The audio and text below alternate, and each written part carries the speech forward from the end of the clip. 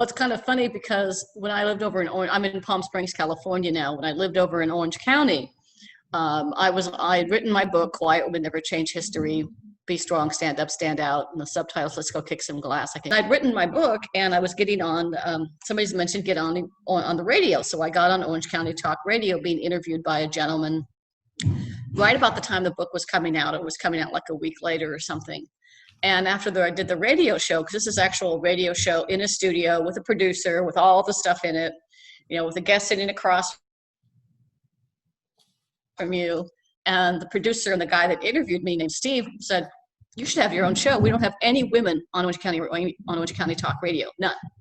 So I was actually the first woman to have a show on that channel for over a year until we moved out here to Palm Springs, and then I needed to give up the channel because I couldn't drive into Orange County 2.5, 3 hours every Friday for my show. So I stopped doing that and I started working on other things. But I loved it. I mean, it started out, I started interviewing some people that I knew that were powerful, strong women, because my show was called Women Kicking Glass. Yep. Because it's all about how do we help women achieve pay parity before the year 2277, which is what the predicted rate is if we keep doing what we're doing right now. Yeah. And it's all about, my mission is to empower women and girls to be the best they could be in any endeavor they choose. And so that's sort of my message. And then what can women do based on the research I did for the book? And I've got a couple of different topics I've been doing podcasts on. One is the Ignite Your Purpose with Passion, 5 ways to be an empowered woman leader, which is based on 3 years of research and 3,200 interviews about what makes a great woman leader. And it's very practical. It's real. Any woman can do them. They don't take a lot of time and money. They just take courage and to just go do it, right? Yeah. Or we've been talking about building resiliency and how to embrace change and thrive through all this chaotic environment, how to become more resilient, how to become more emotional, agile, and how do we develop grit to get through all this stuff, right? How do you not freak out with everything that's going on now? They closed the restaurants again here in California, so you can't go out to eat. How do you get out of the victim mode and still enjoy life? Yeah. How do you stand up every day, put on your good big girl panties, and look the world in the face, and look the world in the face and say, "I got this. I'll figure it out some way or another." Yeah. So I'm sitting in my home office with my little tappy bear. I do EFT, so that's for my children. I teach them how to tap on tappy bear. Oh, okay. So we have the title of the 5 ways to be awesome, confident, and empowered women. Okay. I open it up with our guest today is Pattie Grimm, author, coach, trainer, and awesome podcast guest. She's the author of an awesome book, Quiet Women Never Change History. Be strong and stand up and stand out. She has over 25 years experience as a senior woman leader in a male-dominated industry with global Fortune 500 companies, or 100 companies, right? Mm-hmm. Including Microsoft, Johnson & Johnson, and business owner? Yeah, I own my own business now. Okay, and now business owner, her own business. She loves to empower women and girls to be the best that they can be on any endeavor they choose. So welcome, Pattie. Are you ready to tell us how to kick some glass and ignite purpose with passion and be awesome? Absolutely. Absolutely. This is what I wake up every day to do. This is my passion. This is my, I've been doing this for quite a while, but the last 4 or 5 years, I really have focused on women and girls. Oh, that is so fantastic.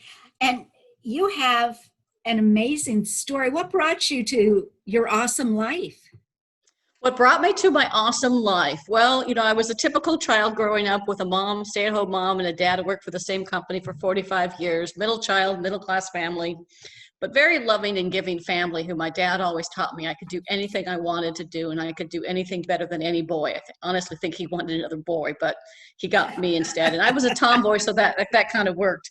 He started teaching me about sports and cars when I was a little kid. So I was always involved in something. Started playing tennis when I was 7 years old and played softball and all different kinds of things, and graduated from high school at 16. Was going to be a teacher because I thought the best way to make a difference in the world was to teach. But California passed a law that kind of limited the taxes so much in the state of California that all new teachers got laid off. So I fell into banking. Right? I went from being a part-time teller working in college to being vice president in charge of customer and people excellence for a big California bank. Quit that wonderful job. My dad thought I was crazy because how could you be a vice president of a big bank and you just quit? But I quit my job because I wanted to do more. I wanted to make a difference in the world. So I started a consulting company. And then in 1998, I got a call from Microsoft, said, can you come help us transform our culture and help us go from being techno geek people to being more customer service, people-oriented types of things. So I was there for 15 years, left Microsoft in 2013 and started my business up again. In that time, what happened to me in my 15 years with Microsoft, I had 14 amazing years. And my last year, I went from being a rock star on the top of the corporate ladder on the executive potential program to absolutely hitting rock bottom. Oh, wow. I lost sense of myself. I was working 70, 80 hours a week. I was coming home in tears. I had a knot in my stomach every day. I'd gone to doctors, nurses, nurse practitioners. They told me I had extreme failure. I had organ failure. I was having all these kind of problems. I was depressed and had anxiety, so they're giving me all these pills. And I said, no, I've got to figure this out. And so I got my life back together through a lot of self-care and figuring out I lost sense of myself and my purpose. The company didn't do this to me. I allowed this to happen to me.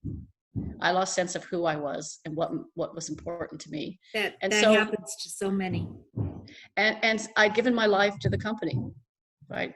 I was traveling the world. I had a job I loved, and now all of a sudden I couldn't get up to go to work every day. And I tell people the worst thing was I'm a confessed shopaholic, and I couldn't shop. I couldn't go. I walk into a store and I was dead. Oh, wow. So because of that, I spent 3 years doing research with over 2,200 people on what makes a great woman leader. And that's what went into my book, Quiet Women Never Change History, Be Strong, Stand Up, Stand Out, Let's Go Kick Some Glass. So that's how I got into this passionate field. That is a fantastic story. Oh my gosh. And what an amazing book. Now, part of that is in your book, I think you talk about 5 ways that you can be confident and empowered. Yep. And it's something that you can do, and any woman can do this at any stage in your career. Any woman business owner can do these 5 things. And so from all that research and collecting all these practices, I came up with these 5 ways. The first one is be strong. So know what your strengths are so you can play to your strengths. Second one is stand up. It's all about having a foundation to stand on. So write a personal leadership vision, and I help women do that in the book. And when I'm coaching people, help them write a personal leadership vision of the kind of leader they want to be. Mm-hmm. The third one is stand out, which is about being more valuable, being more visible, and being more vocal. The fourth one is where I almost crashed and burned, and I had a doctor literally tell me I'd be dead in 6 months if I didn't take care of myself. Oh, wow. Was put yourself number 1 on your things to do list, because you can't give away what you don't own. And if you don't have strong self-esteem, and if you don't have strong self-motivation, you can't give that to somebody else. So put yourself number 1 on your things to do list. And the last one's pay it forward. So find a mentor, be a mentor, help other women grow, lift women up, because the latest research literally says women's pay went up 1% in the last decade. And it'll take until the year 2277 for women to achieve pay parity. So we have to lift each other up. So do you think that we still need to kick that glass ceiling? Absolutely. Women are underserved, underpaid, and underrepresented. They're actually, now this is the shocker that I've stumbled on a couple months ago. There's still 13 states in the U.S. that have not passed the Equal Rights Amendment, granting women the right to equal pay. I That's was, unbelievable. That is absolutely unbelievable, Patty. So what do you think are the biggest barriers for women? Why aren't they not getting that equal pay? there's a number of things that come into factor. One of them is confidence. Mhm. Is women, and you probably heard this in some of the research that's out there, some research that was done on cracking the confidence code. Women tend to suffer from imposter syndrome or I'm not good enough. And that lack of confidence sometimes prevents women from going after the brass ring or that job or promotion that they deserve. So one thing is lack of confidence. And lack of confidence sometimes comes from the fact that women also tend to be perfectionism. We tend to be perfectionists. We need to be the perfect mom. We need to be the perfect wife. We need to be the perfect daughter, mother, worker, manager, whatever it is. And we want to be perfect in all these things. And that perfectionism prevents us from going after that career, that job, that thing that we know would bring us amazing joy. Oh, wow. Yeah, I have never really thought about the perfectionism because I never thought about myself as being perfect or anybody. There is no such thing as perfect. No. So, So I tell people strive for excellence, not perfection. Because exactly, perfection is exactly. impossible. And I have someplace I have a definition of perfectionism. It's the pursuit of almost the impossible thing combined with being overly self-critical and caring too much about what other people think. Oh, what a great definition. Because, yeah, there is no such thing as perfect, honestly. That's why we're human. We have imperfections, and that's what makes us unique and amazing and Yeah. awesome in and of ourselves.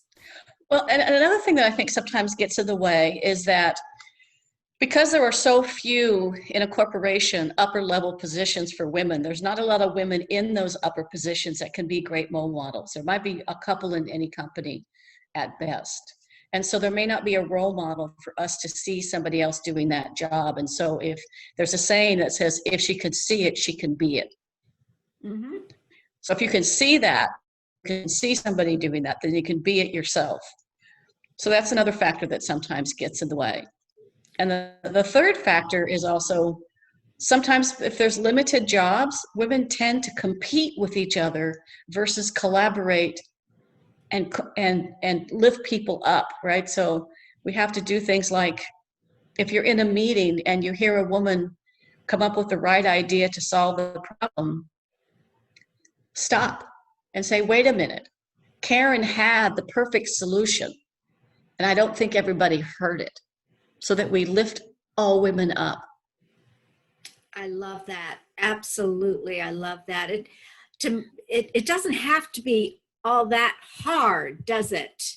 If we just allow and collaborate and uh, not only listen but be heard. Yes, yes. We want to help all women's voices be heard, Yeah. and including our own voice. And so sometimes we may not think we're being perfectionists, but if someone says to most women, that was an awesome podcast, that was a great presentation, Yeah. what do most women say? Oh, I could have done better, or oh, I should have said this. And most men walk off giving high fives and fist bumps and patting themselves on the back, and I rock that. Whether and it's true, Yeah. um that is so true. So I really appreciate that. So what do you have some other ways that women can celebrate their awesomeness? That's one of my favorite words. It's about celebrating your awesomeness. There's a great quote I have on one of my slides when I'm doing a workshop from Maya Angelou, who I love, that talks about I want to thrive in life. I want to love what I do. I want to celebrate every day. I want to celebrate my awesomeness with a little bit of flair, a little bit of style, a little bit of class, right? Oh, yeah. You just want to be that classy, confident woman, because confidence in business today is more important than your competence. Mm-hmm. And research shows if a woman sees, say, a job Either she's going for a new career, she's going for a promotion, and she sees a job that has 10 characteristics, and she has 9 of them. She hesitates about whether or not she's qualified enough. The man will have 3. The man will have 3 and will apply and get the job. It's unbelievable. So changing a little bit in the business world, I see so many women who are absolutely awesome playing the game like a man. Yes. Does that make sense? Do you see that does not make sense. That does not make sense. So when I worked in banking, was back in the days, and you may remember this, when a book came out called The Feminine Advantage, I believe it was called, and the woman is amazing. She's written some other books as well. But at that time, it was sort of like, well, you need to learn to talk about sports, cars, you need to dress like a man. And so we had one of these big corporate meetings one day, and there were 3 women on this huge team, and we all showed up wearing that little Oxford man-like shirt with buttons down, with a little silk scarf tied like a bow, and all dressed in navy blue jackets and khaki skirts, right? We were trying to look like men in skirts, not men in tights like the movie, men in skirts. And we all got such a chuckle out of it.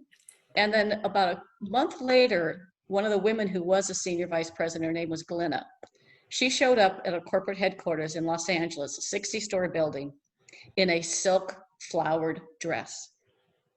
This was before the internet. This was before email. The news that Glenna walked in the front door in a flowered silk dress went from the first floor to the 60th floor in minutes, because she was wanting to dress like herself. She's wearing a beautiful scarf like you're wearing today on your shoulders, but she wanted to be. You want to be yourself. You want to be the best you, because everyone else is taken. So don't try and compete, because it's not. We want to collaborate, you want to communicate, you want to connect people, but you don't need to compete and put somebody down so that you feel bigger. Yeah.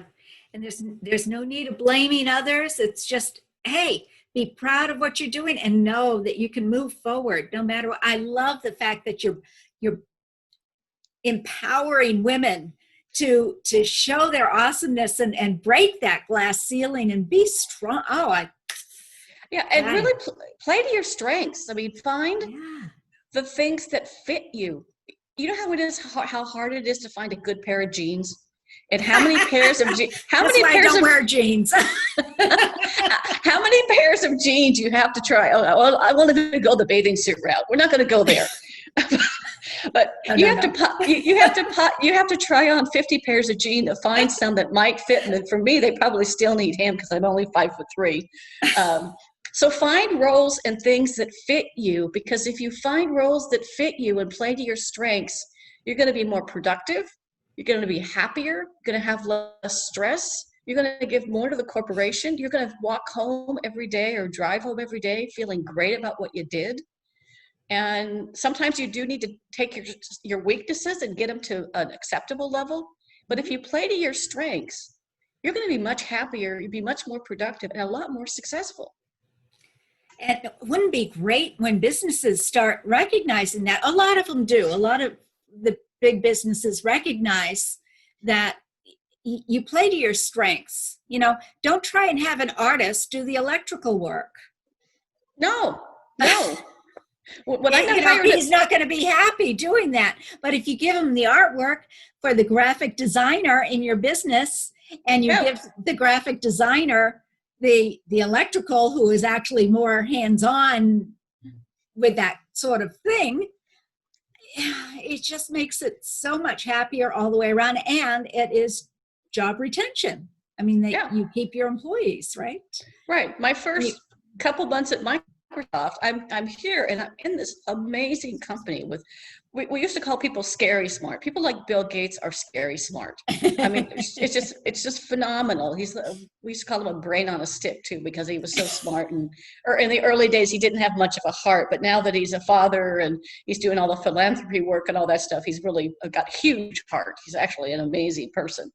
But I was figuring I had to fit in with these people. I needed to be like them, and so I'd show up in these meetings and I'd try and be like them. And finally, I had a woman mentor pull me aside and say, "We hired you to be you. We don't want another techno geek. We want a creative, innovative person that's going to help us change this culture to be more customer and people centric than being techno geeks. That's why we hired you." And I was like, okay. So then I was able to relax and I could be myself and, be the best you. Everybody else is taken. I love that statement. I've heard it. I don't know where it came from, but I'm going to attribute it to you. I will tell you, the other day I was on a webinar with Janelle Anderson, and a woman was on the webinar as well. And I used the phrase, women need to be bold, be brave, be brilliant. Yeah. This woman reached out to me after the podcast and said, "Is that something that you've trademarked?" I'm like, no. And I'm sure I heard it from somebody else. Yeah, I've heard but that be too. bold, be brave, be brilliant. And so she's actually making bracelets with that on it. She makes jewelry and she's going to send me one. I was like so honored. Oh yeah. Yeah. That's great. Yeah. It's collaboration, not competition, and let go of the fears and the worries and just reach out like that woman did. That's awesome. Yeah. That is. And in today's crazy COVID world, we have to develop the ability to bounce back. We have to develop the resiliency of like a rubber band that you could stretch but doesn't break. And so we need to be able to learn from all these situations and be able to be better because of it. I keep hoping I know we will. We'll be better. We'll be better because of all of this. But you have to be willing to ask yourself, what happened when the COVID thing first happened, and how did I respond? And then what was it after a week or a month? What did I learn from that? What would I do differently next time? Exactly. So you learn to respond as opposed to react. Yes, that's one of I have a lot of really weird habits. One of them is I love to look up what words mean, right? So the react is one of the words I kept talking about being proactive and not be reactive. Mm-hmm. So I had to go look up what react means. And obviously in the science world, it means you put something into something else and it goes boom. It creates a different reaction. It creates something. From a human standpoint, when you react, you're acting without thinking. So therefore, you've engaged your mouth without engaging your head. And how often does that turn out well? Oh, you are right on there, Patty. You are absolutely right on there. So, Patty, how can people get in touch with you? I have a couple things. One is they can always email me, and I'll spell my email and my name. But also, I have a special offer for your listeners that I'll talk about as well. Oh, yeah. I had hoped that might be the case. That was my next question. Okay. So people can, I'm a very simple person. People can email me at pattiegrimm@live.com, and that's Pattiegrimm@live.com. So that's one way to get in touch with me. Also, my special offer for your audience is if they would like to, they can email me, or they can go to www.womenkinkingglass.com/book and get a copy of my book for $10. In the US, that includes free shipping and handling and $200 in free bonuses, including a 30-minute video of me walking through the 5 ways to be an empowered woman leader with exercises and examples, and a personal vision guide, how to write your personal vision, which I think every woman should do. Absolutely. Oh, how generous of you. That's awesome. That is really, it is something that everybody needs, is to understand the steps and actually bring out the vision so that they can clearly see it. You really, and unless you know where you're going, you might have a good time going all over the place, but you're not going to get to where you're going. Yeah, and the thing about the personal vision is that, I walk people through how to do it. I can give a little bit hints to your audience. It's just basically think about if you were going to be on your favorite TV show, right? Your favorite TV show in 5 years, and you're surrounded by your friends and family. What do you want people to be saying about you? And just take a journal and take a book to your favorite place, take your favorite pen, close your eyes and imagine what you hear people saying about you as a woman, as a leader, as a person, right? Compassionate, respected, made a difference, empowering, whatever words come to mind, and just write down all these words. This is more than a vision board. This is a vision statement. And then over a course of a couple of weeks, take some time and fine tune that and add words to it and subtract words. And then create a vision statement. So somebody might say, I want to be a well-respected, compassionate, caring leader who makes a difference in the world, and use that as your vision statement. And then as you make career and life decisions, look for jobs that fit your strengths and jobs that are going to enable you to live your vision. I love it. I love it. Oh, Pattie, thank you so much for joining us today. Really appreciate you being part of Awesome Life podcast. Thank you. It's all about celebrating your awesomeness. Yeah. Oh, well, thank you. That was terrific. Got off to a little, what are we doing start, but I'm so glad it ended up. Yeah. Great. Thank you. Thank you.